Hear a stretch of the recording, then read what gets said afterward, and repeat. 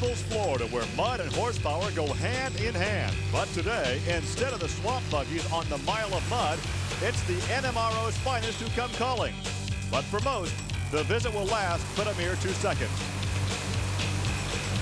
Coming up next, we'll see who makes the down and dirty dash to victory lane.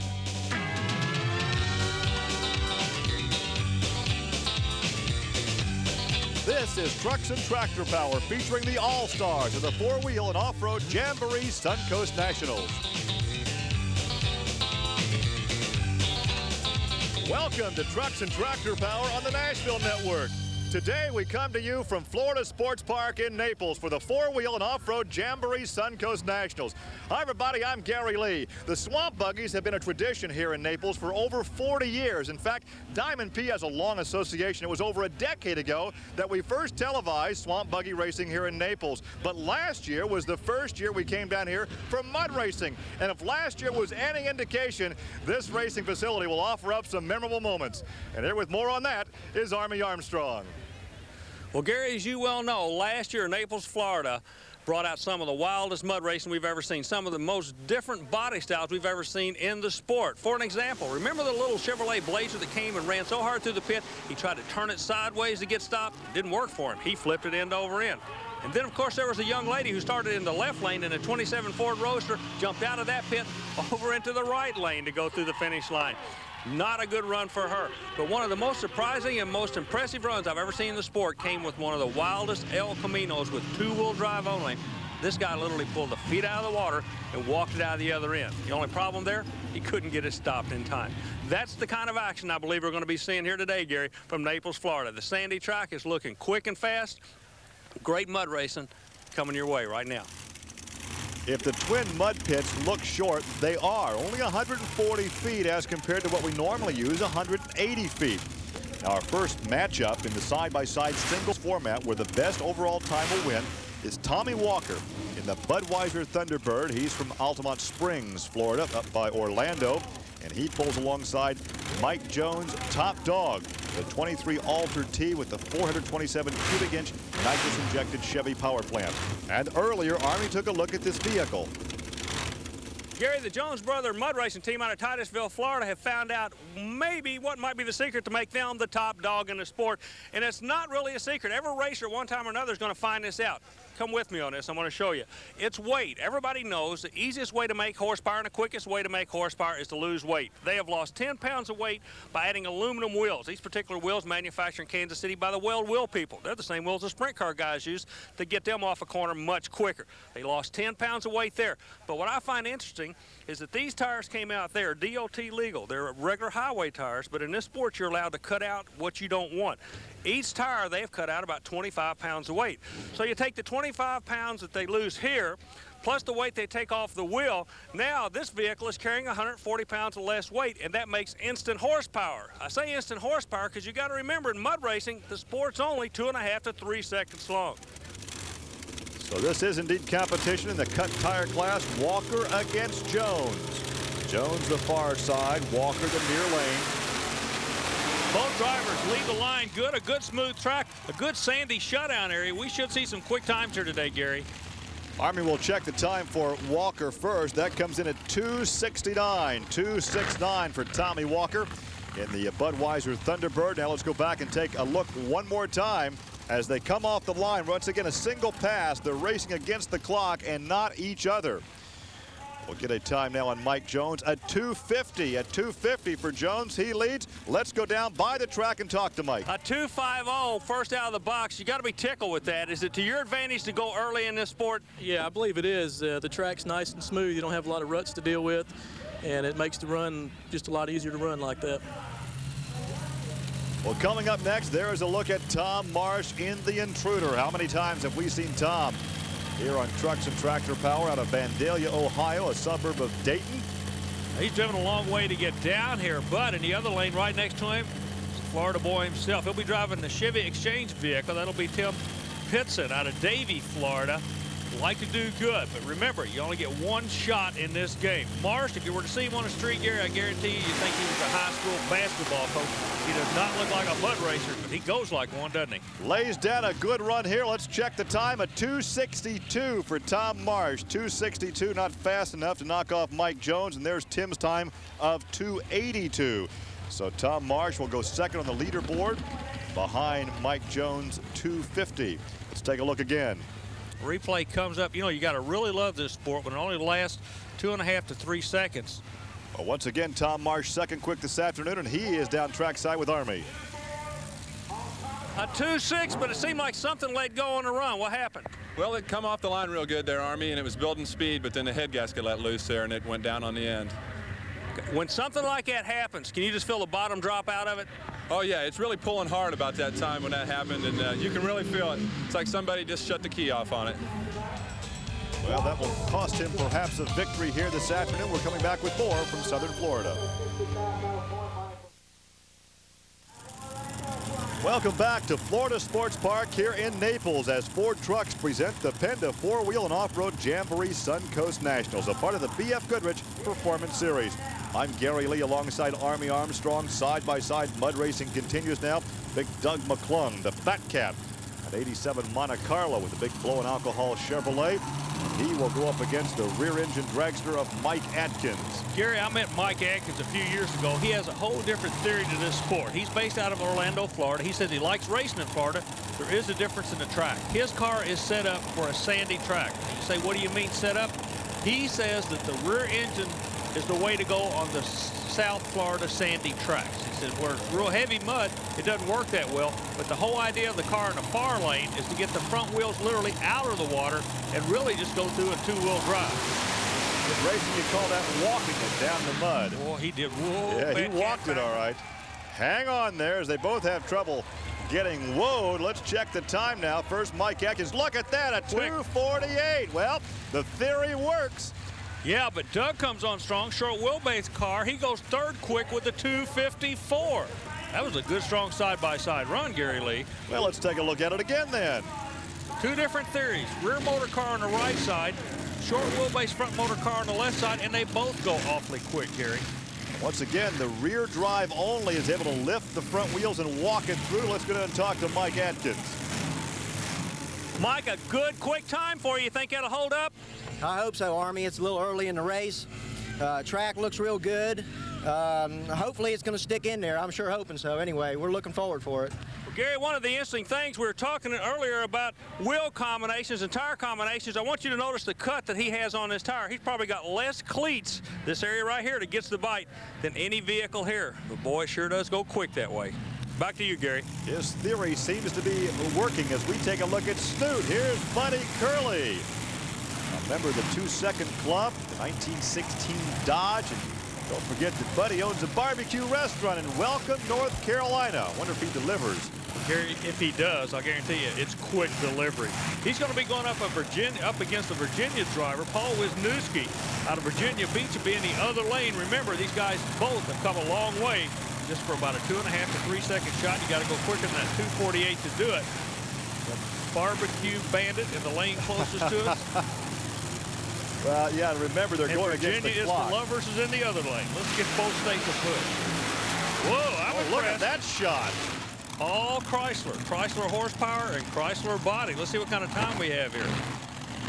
Whoa. Body at a 2:17. I guess that would be fast delivery. 2:17, and Paul has a 3:05. Gary, the 2:17 number has everybody talking.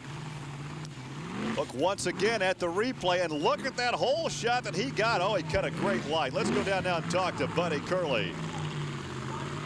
Gary, what you're looking at is a supercharged Chrysler Hemi engine. And the reason we're telling you that is that's the engine that made the quick time so far of a 2:17. Congratulations. Thank you, Army. It was a real good pit. Car hooked real good off of the line, and it went straight. You know, if I were going to go to North Carolina and buy some barbecue, where should I go, though? Come to Curly's Barbecue, and we got you some barbecue over in the trailer. Gary, we'll be getting back to you a little bit later. Back to you.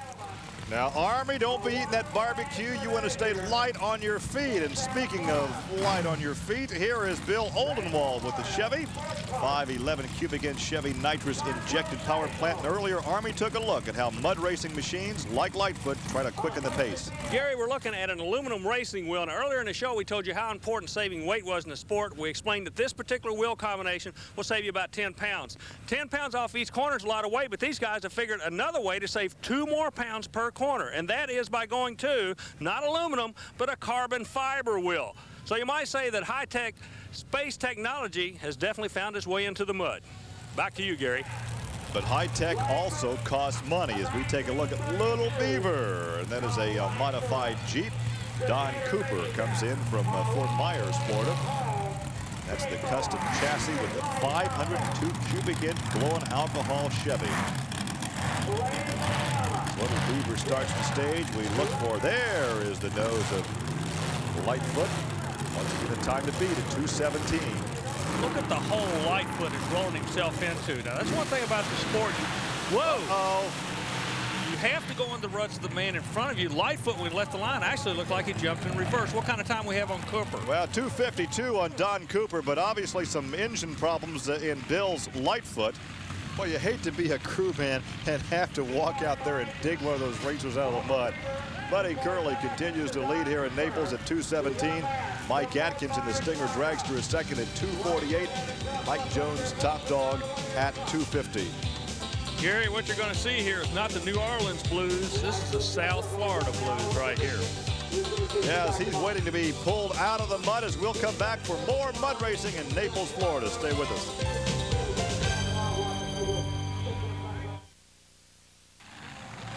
Welcome back to Florida Sports Park here in Naples as the side-by-side mud racing continues here on Trucks and Tractor Power. And we take a look at the Silver Streak. Here is Kent Caldwell. Now, Kent is the husband of Sheila Caldwell, who took that wild ride here a year ago. He's across the state from Jupiter, Florida. That's the 27 Roadster. And he'll be pulling up alongside James Overton in the Spare Parts Ford. One thing about Overton, he's from the left coast of America. He's from California. You talk about they give a long distance award away. I'll guarantee I know who's going to take it. Army, I like the diverse body styles in this sport. There's a 32 Ford Delivery. Yeah, and in the other lane is a 27 Ford Roadster. Pick your poison. See if the Delivery can deliver. Remember, it's against the clock and not against each other. I don't think we're going to have any players here. No, 277. No. Not a bad time, but only a 140-foot track, Gary. And 310 for Jim Overton. So that's a long haul from California to put it back on the trailer and take off back to the West Coast. Hey, the Beach Boys had a song about this car. You ever hear about the Little Deuce Coupe? Well, you're looking at one right now. But the last time we saw this guy, he was having some bad luck. Remember last year? Rolled her over, didn't he? That's right. He had a Blazer that he rolled over. Garland Walls from Port Orange, Florida in the Gambler. Now, last year it was a Blazer. Now it's a Little Deuce Coupe. He'll be going against Randy Donnell in the Southern Warrior. It's a 32 Vicky body style powered by Chrysler. If anything at all, Randy's got a brand new combination here. I don't think he's ever driven this vehicle before. He's a little bit apprehensive, and I would be too. He's making about 1,800 horsepower. Just kind of keep an eye on him. A lot of ponies to hang on to in a short mud pit, and look at the Deuce Coupe. He's away. Yeah, we got a problem, Gary. We got a throttle. Okay, the throttle was hung wide open on the Chrysler-powered vehicle. Very wisely, the driver stays after it and shuts it down. He did not panic, but 1,800 horsepower, 140-mile-an-hour wheel speed. He had to be swallowing hard. Garland Walls, hey, what can you say? Good run for the Gambler. He's still a player, but Garland goes ahead and leads first. I think that's a wise move for the other driver. Let him go ahead and get out of the way. Because if it had been side by side, we would have had a problem. Meanwhile, at this point, now the driver realized I am in trouble. I cannot get it to stop. Pulls the kill switch. Well, that's the point when you have to have a cool head to know exactly what to do. And let's go down and talk to Randy. Gary, the Chrysler Hemi engine is notorious for making all kinds of horsepower. Now, the worst case scenario I think we may have seen right here, when you can't control that horsepower, what happened on the run? Well, it felt like to me that we had a throttle hung up on me. And, of course, then I just had to drive it out. Are you okay? Yeah, a little shook up, but we're okay. but check his pulse rate as we take a look at legal speed and Glenn Seabold, 91 NMRO national champ. You know, Glenn Seabold is the kind of guy that can go to a funeral home and have a good time. He's got one of the best outlooks on life I've ever seen. He's out of South Georgia, and he just has fun. And he goes awfully fast. Who's he going up against, Gary? Rick Milstead in the Blowin' Crazy, a 1931 Crown Victoria, the big block 454 out of Jackson, Alabama. Both drivers are going to be way up on horsepower. 217, that is quick. Milstead and Seabold, both of them running supercharged engine, both wheelbase about the same, but notice the car settling down right now on the starting line. See, the guys in front of you dig a rut. You got to run in that rut. Good pass, though. A good pass for both drivers. Let's check the time. There's Rick's at 2:36. This track could be getting faster for everybody concerned. A 2:31 for Glenn Seabold, but still not quick enough. That 2:17 is still the benchmark here in Naples, Florida. One more look. This is just a good old-fashioned side-by-side race. Check it out. Well, let's go down trackside and talk to Glenn Seabold. Well, Gary, as the smoke shows you, they're leaning on the equipment in Naples, Florida. Glenn Seabold, first of all, happy birthday. Second of all, you went straight and stayed in your own pit this time. That's improvement. Yeah, we're getting it straightened out now. We're going to do good from now. You really have a lot of fun with this sport, don't you? Yeah, I'm getting old enough to learn what I need to do now. A big, infectious smile from Glenn Seabold, who now moves to third on the leaderboard behind Buddy Curley at 2:17, Garland Walls at 2:30, and then Glenn Seabold at 2:31. So now let's go back trackside. Here's Rick Milstead. Well, Rick, when you line up against a guy like him, do you drive your own race, or does he intimidate you at all, or what goes through your mind when you're sitting against an old pro like that? Just try to learn from him. He's one of the best. But right now, he's having problems on the sandy track trying to get to the paddock area. Look at that. The four-wheeler can't pull him out.